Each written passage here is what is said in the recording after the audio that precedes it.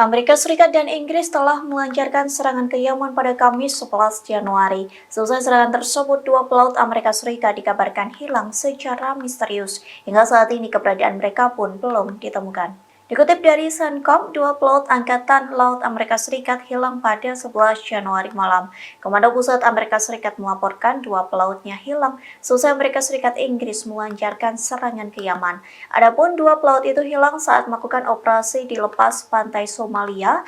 CENTCOM mengklaim hingga saat ini operasi pencarian dan penyelamatan masih terus berlangsung.